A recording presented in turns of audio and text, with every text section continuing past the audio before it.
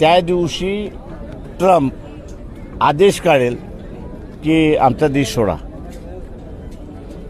हे सगळ्यात मोठं असणारं भारतीयांचं लॉस मी असं म्हणेन की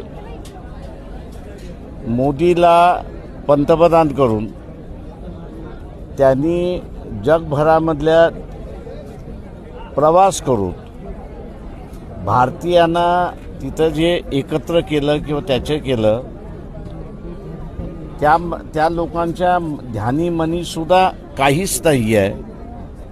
पण एकत्र झाल्यामुळे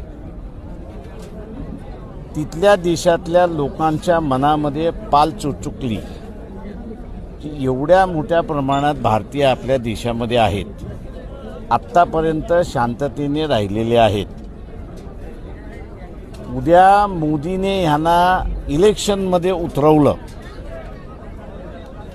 तर आपलं सरकार आपल्या लोकांवरती आधारित राहणार नाही, तर जे निर्वासित म्हणून जे आहे त्या निर्वासितांचं सरकार होईल.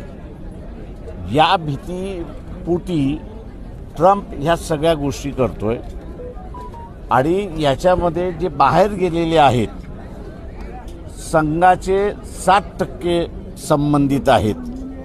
आणि आता आपण बघत असाल की हे सगळे ओव्हरसीज इंडियन सिटिझन जे आहेत ते आता मोदीच्या विरोधात बोलायला लागलेले आहेत. माझं एवढंच म्हणणं आहे भारतीय मतदाराला की भारतीय माणूस हा शांतताप्रिय आहे. तो कुठल्याही सरकारमध्ये ढवळाढवळ करत नाही. त्याच्यावरती आज जी अनिश्चिततेची परिस्थिती जी आणली ती नरेंद्र मोदींनी आणलेली आहे. त्याच्यामुळे जेवढा लवकरात लवकर आपण नरेंद्र मोदीचा बंदोबस्त करू तेवढे ती लोक शांततेने राहतील. विलासरावांची कारकीर्द आपण